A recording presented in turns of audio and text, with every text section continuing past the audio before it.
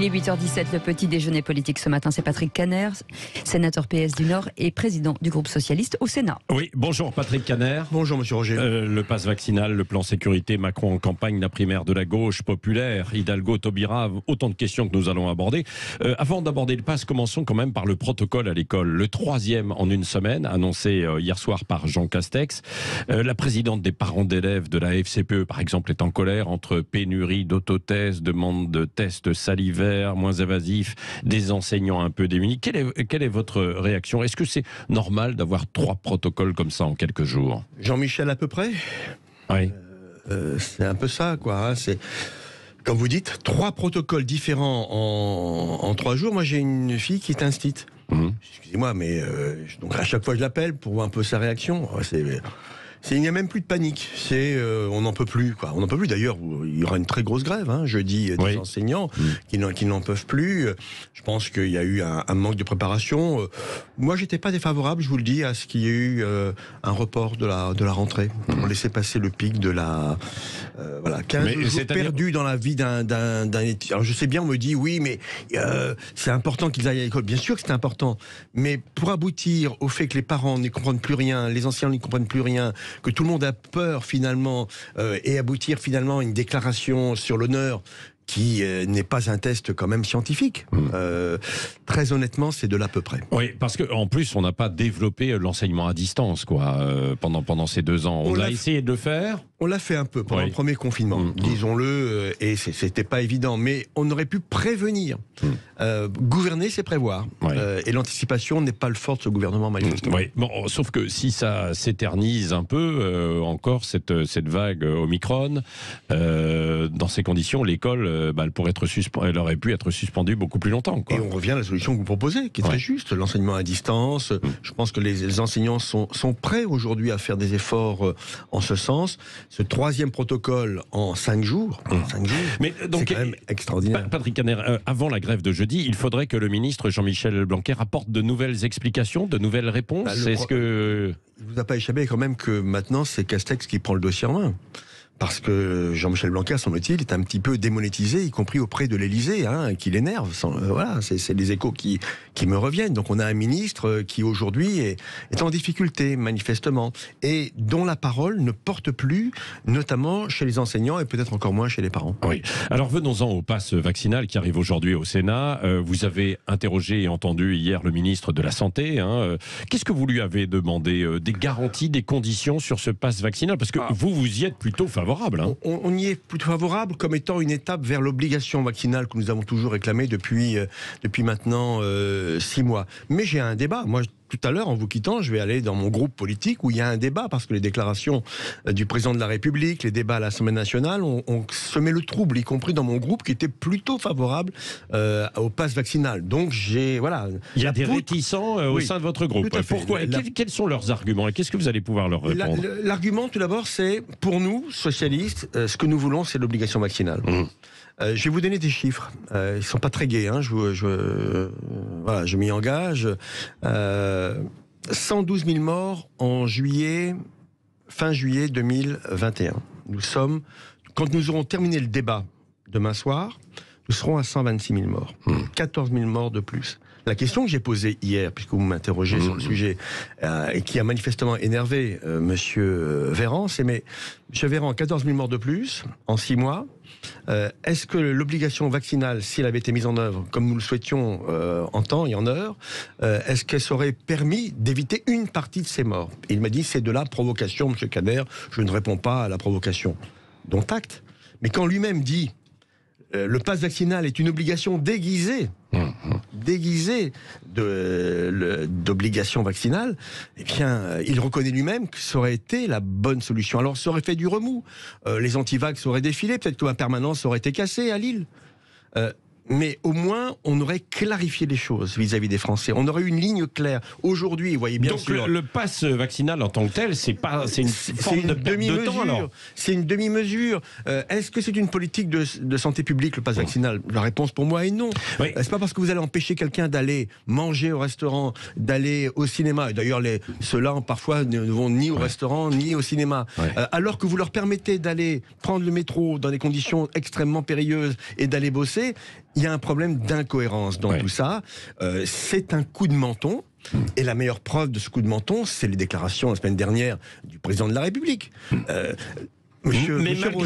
Mais malgré ça, vous allez appeler quand même à voter pour ce pass vaccinal. C'est ça qui est parfois un peu incompréhensible, parce que nous sommes, je dirais, des gens responsables, et donc ce qui va dans le sens de l'obligation, qui va inciter les gens, et on l'a vu, à se vacciner, on prend malgré tout. Mais très honnêtement, dire aux Français, c'est une question de droit et devoir. Non, ce n'est pas une question de droit et devoir, comme je l'ai entendu chez M. Castex, pour couvrir, entre guillemets, son président de la République après le mot emmerdé. Il n'y a pas de devoir aujourd'hui à être vacciné. La loi ne vous oblige pas à être vacciné. Eh bien, nous le regrettons depuis 6 mois. Oui, c'est ça. Et sur Emmanuel Macron, vous estimez qu'avec ses propos, il a enflammé un petit peu plus ses débats ou pas? Ou alors il a remis la pression sur les vaccinés comme vous auriez pu le faire? Emmanuel Macron fait de la politique, il est candidat, on l'a encore vu hier à Nice. Très concrètement, il fait de la triangulation. Ça veut dire quoi? Ça veut dire que lui, il est sûr d'une chose. À savoir que la seule personne qu'il peut battre potentiellement au second tour, c'est quelqu'un qui vient de l'extrême droite. Zemmour-Le Pen, Le Pen-Zemmour. Donc son intérêt, excusez-moi de le dire comme cela, c'est de faire monter l'extrême droite dans ce pays. Pourquoi mettre de l'huile sur le feu, remettre plus de 100 000 personnes dans la rue pendant le débat sur le pass vaccinal? C'est pas un dérapage, c'est un dérapage c'était contrôlé. Une stratégie y compris pour énerver en tout cas les gens qui sont contre la vaccination. Totalement assumé. C'est de la triangulation, c'est de la provocation. Et d'ailleurs, il a confirmé lui-même qu'il assumait ses propos. Donc, derrière le prétexte sanitaire, il y a bien sûr un calcul politique qui est évident. Oui. Est-ce qu'il ne faudrait pas cibler cette obligation vaccinale aussi, peut-être? Un peu comme en Italie, vous avez vu, au plus de 50 ans. Mais je signe tout de suite. Ce serait déjà une reconnaissance de notre positionnement politique depuis 6 mois. En Nouvelle-Calédonie, il y a une obligation vaccinale. C'est la France, en Nouvelle-Calédonie, même s'il y a un régime juridique différent. Et avec au Sénat, vous ne pouvez pas pousser vers ça? Attendez, vous n'êtes pas seul, vous n'avez pas la majorité. Voilà, mais... il ne nous a pas échappé que je n'étais pas majoritaire au Sénat. Mais que quelque part, y compris dans un groupe qui est proche de M. Macron, les Indépendants, ils vont déposer ce soir un amendement pour l'obligation vaccinale. Donc voilà, nous progressons, mais malheureusement, excusez-moi de vous le dire, je crois qu'il est déjà trop tard. Venons-en aussi à la campagne. Jean Castex va réunir aujourd'hui les différents chefs de partis. Est-ce que vous craignez que cette campagne ne soit perturbée, handicapé, chamboulé par le Covid? Dégradé, bien sûr. Vous savez, Anne Hidalgo va faire un meeting le 22 janvier. On va respecter les 2000 personnes et peut-être même être à 1 sur 2 pour éviter tout problème de critique sur l'opération électorale.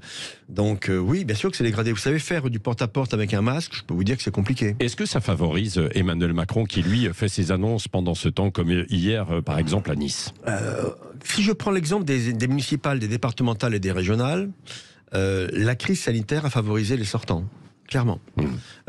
L'abstention a favorisé les sortants et l'insécurité, le caractère anxiogène du moment a favorisé les sortants. Donc oui, parce qu'il est sortant, il est favorisé, et quand il remet de l'huile sur le feu, je pense qu'il sait exactement à quoi il s'engage en la matière. Oui. À propos quand même de ce pass vaccinal, est-ce que vous avez le sentiment qu'il pourra entrer en application aussi vite que ce qu'avait annoncé? Non, Philippe Bas, hier, qui est le rapporteur en commission des lois au Sénat, a dit clairement que la loi serait votée quand elle serait votée, c'est-à-dire après la commission mixte paritaire, après d'éventuels recours devant le Conseil constitutionnel, donc votée et promulguée.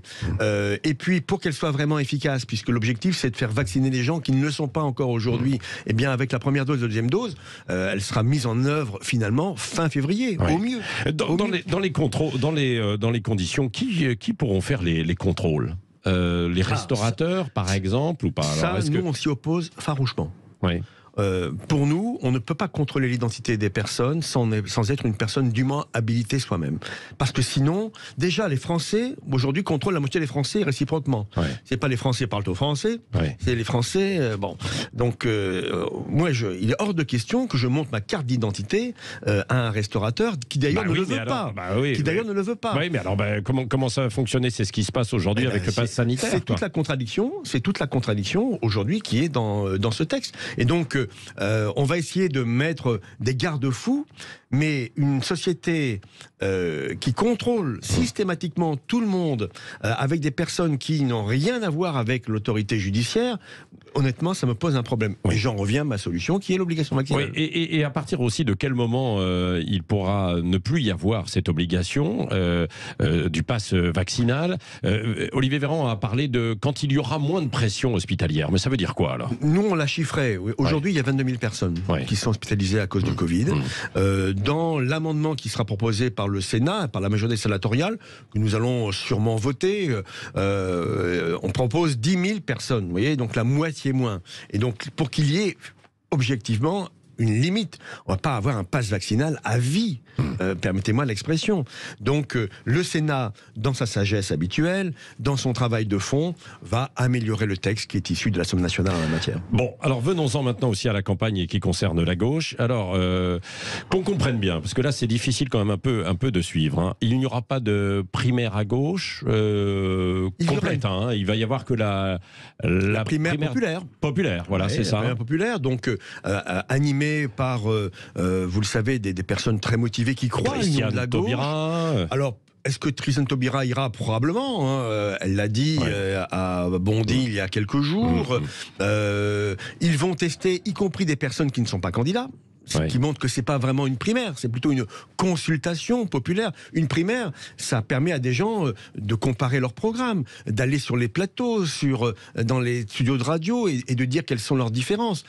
Quand on n'est pas candidat, on se présente pas son projet politique face à un autre. Donc aujourd'hui, Yannick Jadot a dit qu'il ne serait pas candidat à cette primaire. Roussel, Mélenchon, Madame Hidalgo va sûrement confirmer dans les prochains jours, voire les prochaines heures, qu'elle ne sera pas candidate, puisque son objectif c'était de départager la gauche. Elle l'a déjà laissé entendre, quoi. Oui. Elle voulait une primaire en fait large, quoi. C'est ça. Au moins avec Yannick Jadot, avec ceux qui veulent gouverner avec les socialistes et réciproquement. Yannick Jadot veut gouverner avec nous. Il a proposé même le poste de Matignon à Madame Hidalgo si il était élu président de la République. Donc il veut gouverner avec nous. Nous voulons gouverner avec les Verts. Et c'était le bon moyen de départage. Parce qu'aucun d'entre nous ne décolle aujourd'hui. Même Madame Taubira. Oui, on le voit dans le rolling. Anne Hidalgo, elle est à 3,5 s'il y avait Christiane Taubira qui serait à 3,5. C'est pour vous dire que la dynamique passe par l'union. La gauche au confetti, c'est la gauche qui perd. Et donc, moi je regrette que la main tendue dans un élément de panache, de courage, elle a pris son risque, Madame Hidalgo, en proposant cette primaire. On a refusé cette main tendue, on a même refusé un débat. Elle a même dit à un moment donné, mais au moins acceptez le débat avec moi. Eh bien non, c'est les logiques d'appareil qui l'ont emporté sur l'intérêt de la gauche. Donc on a l'impression que Christiane Taubira, si elle sort vainqueur, sera candidate. C'est pas sûr. C'est pas sûr parce qu'elle a dit elle-même je ne veux pas être une candidature de plus et encore moins une candidature de trop. Mais si personne ne se retire, est-ce qu'on devra départager justement Christiane Taubira et Anne Hidalgo si elles étaient toutes les deux candidates en fonction des intentions de vote? On va pas faire une primaire sur la primaire. Oui, mais là aujourd'hui on est naturellement. Mais vous savez, une élection présidentielle, c'est quand même quelques conditions à rassembler. Première des conditions, c'est les signatures. Vous avez vu toutes les demandes de M. Mélenchon, etc. par rapport au sujet. Les signatures, c'est 500 signatures dans 30 départements différents et pas plus de 50 signatures par département. Aujourd'hui, Anne Hidalgo les a très largement. Répond à tous les critères, je peux vous le dire. Et croyez-moi, sur parole. C'est le cas d'aucun autre candidat à gauche. Non, mais ce qui est assez extraordinaire, elle est à 3-4% en fait dans les intentions de vote. Il y en a qui sont à 15-20 et qui n'ont pas leur parrainage et qui pourraient très bien être absents de cette primaire. Là, il y a un problème de démocratie, non? On pourrait changer la règle. Il faudrait la changer? Là, on n'y arrivera pas. C'est trop tard. C'est la faute de François Hollande. Il faut changer la Constitution. Non, je pense que c'est bien. Le manque de la transparence. Attendez, si la transparence devient quelque chose d'antidémocratique, ça devient quand même très grave. Un maire qui s'engage pour quelqu'un, c'est pas anormal que ses électeurs puissent savoir pour qui il s'engage. Notamment, je pense aux maires sans étiquette, qui parfois ont une étiquette cachée. Je crois que c'est important de souligner cette transparence.